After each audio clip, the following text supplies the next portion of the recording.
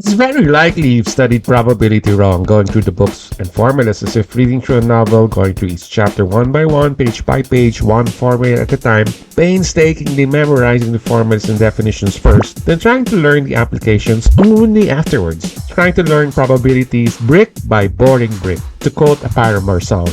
However, there's a better way of learning probabilities, one that uses your underlying intuition first, trying to see the big picture via learning by doing as your top priority, and then only learning the formulas and formal definitions afterwards. In language learning, this is called language acquisition first before studying the grammar. Grammar is best learned after being exposed to the applied side of the language, not before, and that's also my personal experience. Here we will follow this approach and rely heavily on your intuition to learn the material first, then learn the grammar of probability only afterwards. We hope you follow us along in this journey of ours, so welcome to our probability bootcamp. In this video, we'll take you through a complete journey from basic probability and Venn diagrams to understanding independent versus mutually exclusive events, the basics of counting, and finally, the famous Bayes theorem, the foundation of modern AI and statistical inference. Please look at the big picture, don't miss the forest for the trees. So we'll start with calculating probabilities. A probability measures how likely an event is to happen. And we've discussed this before. We take a look at the number of favorable or target outcomes versus the total possible outcomes. For example, if you're rolling a fair die, what is the probability of getting a 3? Well, there's only one 3 in a regular die, so that's 1 out of 6. So the probability of getting a 3 is 1 out of 6. Or what is the probability of getting an even number? Well, there are 3 even numbers from 2, 4, and then 6. So there are 3 out of a total of 6 possible outcomes. So that's 3 over 6 or 1/2. Now for our video, we will not simplify as much as possible all of the fractions and we'll keep it as is unless it's useful to simplify things. The reason for that is that you can actually see how the numbers move and you can compare them across the different probabilities. Next, we'll discuss mutually exclusive versus independent events. When you have mutually exclusive events, that means that 2 events cannot happen at the same time. For example, the probability of getting both a 3 and a 5 at the same time in a roll of a die, well, that's impossible. So the probability of that happening is equal to 0. How about independent events? One event does not impact or have a bearing on one another if they are independent. For example, if you draw twice on the same deck of cards, but every time you draw, you replace, then the events are independent because you're starting from scratch. As a general rule of thumb, if you see OR, think about addition. If you see AND, think about multiplication. For example, for mutually exclusive events, then it's either one or the other happens, and the probability of A or B is going to be probability of A plus probability of B. So the OR is associated with addition. For independent events, if 2 events A and B are independent, then probability of A and B happening will be equal to the probability of A times the probability of B. So remember, OR, addition, and multiplication. Now, what's the probability of getting a 3 and a 5 after throwing a die twice? Now, this can happen, and the throws are independent of each other. If we're computing for the probability of that happening, we'll have to take a look at 2 cases. One where the order is important, and the other is that you can get 3 and a 5, but in any order. It happens that the probabilities would be different. Let's take a look at when order is important. Here, let's construct a 2-dimensional table with the first digit representing the first row and the second digit representing the second row. Here we have 36 ordered pairs, therefore 36 possible outcomes. We've reproduced the table over here to simplify the visualization so that we can inspect our probabilities and our outcomes. If order is important, then we just take a look at these ordered pairs and take a look at how many times this 3 and then a 5 happen in 2 throws. Well, it only happens once out of 36 outcomes. The probability is going to be 1 out of 36. But what happens if you can get 3 and a 5 in any order? Well, that simply means we need to take a look at both 3 and 5, and then 5, 3, and that only happens twice. So the probability here is 2 out of 36. Now, you might say to yourself, okay, that works great for visualization, but how do you work this via formulas? Here's a neat trick. Imagine two placeholders, and how many ways can you fill the placeholders? We're going to do this exercise over here. Hopefully, it'll help you answer these kinds of problems.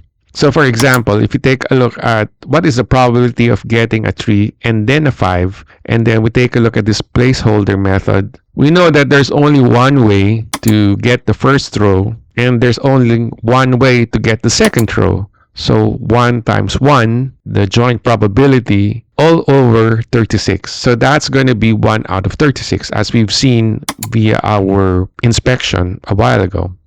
How about if order is not important? Then you have a probability of getting a 3 and 5 in any order. So the first thing to note is that this time, for the first row, you have two ways of filling that up. You can fill it up with a 3 or you can fill it up with a 5. So after you fill up that one, there's only one way to place a number in the second placeholder. So that's going to be 2 times 1 out of 36.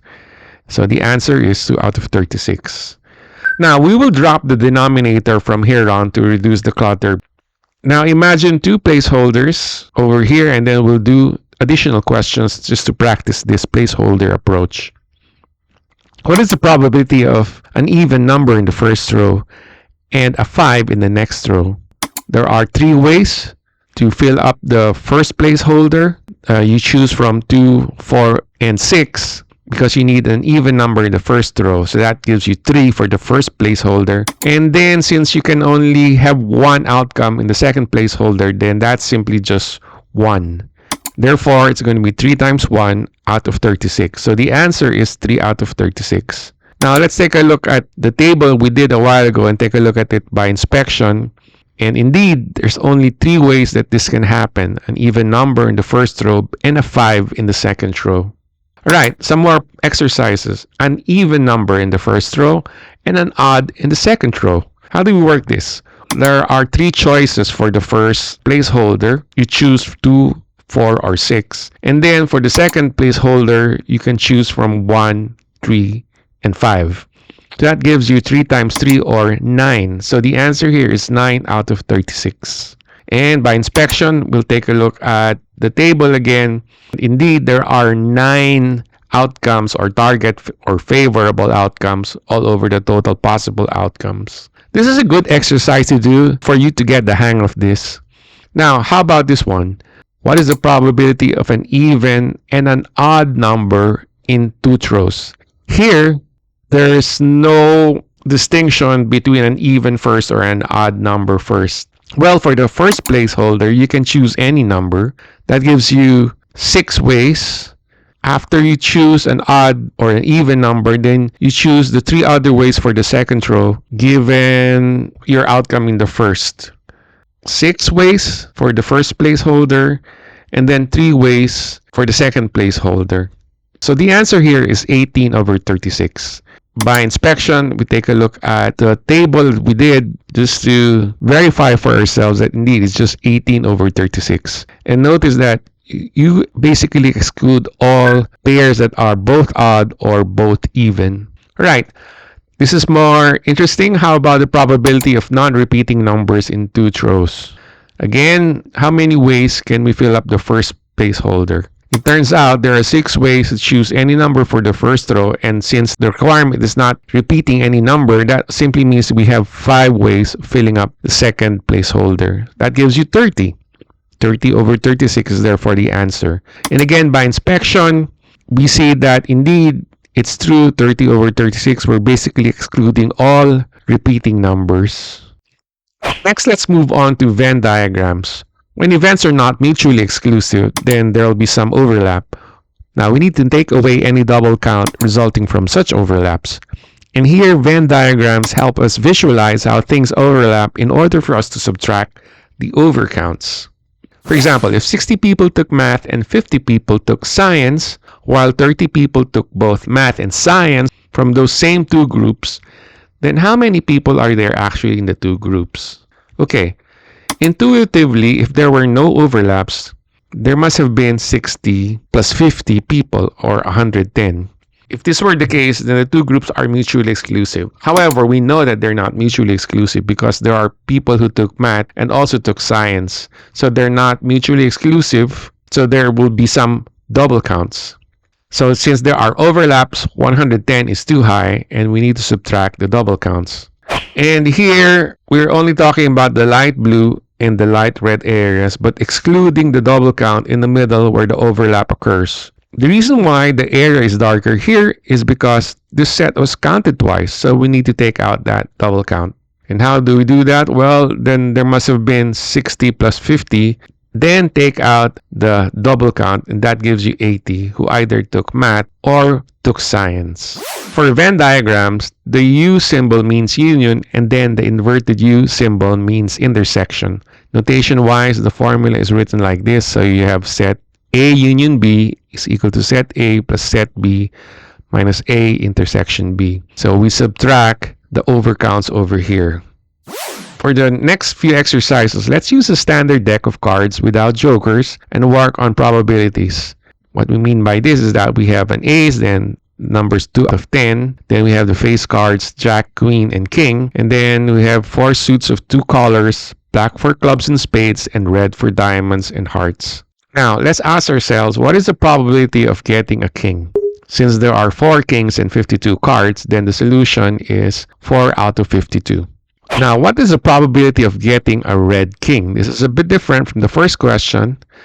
Since there are 2 red kings and 52 cards, then by inspection, the answer should be 2 out of 52. Incidentally, you can also talk about the probability of a red card, which is 26 out of 52, and the probability of getting a king, which is 4 out of 52. So we get a red card, that means a probability of 26 over 52, and it is a king, 4 out of 52, which gives you 2 out of 52, exactly as we've seen by visualization.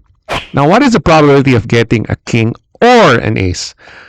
Now, there are 4 kings and 4 aces, so the answer is 4 over 52 plus 4 over 52, which gives you 8 over 52. Again, that OR normally triggers an addition, and here we've seen by visualization that indeed it is 8 out of 52, so that's a probability. Okay, how about this one? What is the probability of getting a king or a black card? Now, you have to be careful with this one. The probability of a king, as we said, is 4 out of 52, and the probability of getting a black card is 26 out of 52. However, there are 2 cards that are both black and king. So these are not mutually exclusive events, and we need to take out the overcount. And how do we do that? Well, we've encountered this in our discussion of Venn diagrams, and we just simply take the overcount. So it's the probability of a king plus the probability of a black card minus the probability of black kings, because they've already been counted in both sets. So that's going to be 4 out of 52 plus 26 out of 52 minus 2 out of 52, which gives you 28 over 52. And by visualization, we already know that there are 26 black cards, and then we just add the 2 red kings, and that gives you 28 out of 52. Moving on to conditional probability. A conditional probability is the chance of A happening given that B occurred. And notationally, it looks like this. Probability of A given B is equal to probability of A intersection B all over probability of B. What is the probability, therefore, of getting a king given that the card is red? So that's going to be the probability of a red king, which is 2 out of 52, divided by probability of getting a red card. So it's going to be 2 out of 52 all over 26 out of 52. And it gives you, in the end, 2 out of 26. Note the difference between probability of getting a red king, which is 1 out of 26, coming from 2 out of 52, versus the probability of getting a red king given that the card is red, meaning knowing that the card is red. So here, essentially, the conditional probability forces you to zoom in on the smaller subset of red cards rather than using the whole deck of cards, out of which you select the kings from that smaller subset. That is, the new event as imposed by the stated condition zooms in a smaller set that defines the scope of the probability, here from the whole deck of 52 cards to just the 26 that are red, from which you get the king. So it's different. And this is going to be the whole intuition behind Bayes' theorem, which we will discuss in a little while. Conditional probabilities are quite useful, especially in conjunction with decision trees. The decision trees over here are an excellent way of showing an exhaustive list of all conditional probabilities. So for example, if you have a standard deck of cards, then the probability of getting a face card and the probability of not getting a face card would be 12 out of 52 and then 40 out of 52. Then for each branch of the decision tree, you can plot the other things that you might be interested in. So maybe you're interested in a red face card and non-red face cards. You can continue splitting up these decision trees, and then you're going to just use your multiplication to get the final conditional probabilities, which must all sum up to 1. So here, the probability, for example, of getting a face card that is not red, then you just simply follow the probability of face card times probability that it's not red, and that gives you 6 out of 52. Or the probability of it not being a face card and not being red, that'll give you 20 out of 52. Neat, isn't it? So let's now move on to Bayes' theorem, which is the heart of inference. So here's Bayes' theorem. And I won't deep dive into this definition because I know it gets to look like technobabble, but it's only because it's jargon and written in a very technical way for specialists. Believe me, the intuition is actually simple. Let's think about the conditional probabilities and the zooming in effect that we saw to narrow the field of possibilities given new information. Now, if this looks too intimidating for you, that's okay. It just looks new to you. We can move forward, and we'll come back to this later on after you've digested what the intuition is behind this. Remember our conditional probabilities? Simply put, our original probability was that getting a red king in a standard deck of cards was 2 out of 52. But what if we knew beforehand that the card we drew was red? What is now the probability of getting a red king? Did it change from last time? Well, it certainly did, because now that you know that it's red, then chances or the probability should go up of getting a red king versus before when you didn't know that the card that was drawn was red. So the answer to that is yes, the probability changed given new information that the card is red. That means instead of focusing on the whole deck of cards, we just need to focus only on all the red cards. And how many kings are there among the red cards? Well, just 2. So the probability is now 2 kings out of 26 red cards with probability of 2 out of 26 instead of the previous probability of 2 out of 52 or 1 out of 26. And that is the intuition behind Bayes' theorem, that the probability change is given new information that shapes the probability outcome. That's the key takeaway from all of this. So when you get back to the previous formula, you can try to understand that from this perspective. So for example, in the previous formula, again, we're just showing it here on screen. It seems complicated because the language is wrapped in the context of inference and discovery. And they talk about a posterior probability, meaning what is the probability A after knowing some information B coming to light. So it's what happens afterwards, posterior. Now, it's going to use the probability of A, which is called the existing belief or the prior probability before any evidence is presented. So that's just the probability of A. And then you're going to have the probability of B all over A. And I get it, that it just looks like your posterior probability. But this time it's called the likelihood that it is B if A were true. And again, just bear with me. We'll go through this exercise and we will see how this all makes sense when we wrap it up in the context of inference and discovery. And then you got the denominator over here, which is the probability of observing the evidence, probability of B. So let's apply that to our card games. So it's like saying, what is the probability you drew a king if you knew a red card was drawn? Well, that's simply equal to the prior belief that you got a king, and then the probability of that king being red if indeed you got a king. So that's the numerator. And then we're dividing that by the probability of picking red cards only. In numbers, so that's going to be 4 out of 52 times 2 over 4, all over 26 out of 52, which still gives you the 2 out of 26, your conditional probabilities we worked before. But this time, you write it out in terms of this kind of logic. Don't worry, it'll take time before that sinks in. In the meantime, all you need to do is focus on the conditional probability that indeed if you have new information, then that changes the probability. In summary, these are the topics we discussed so far. We talked about probabilities and the likelihood of events. We talked about Venn diagrams and how to count out overcounts. We also talked about mutually exclusive versus independent events.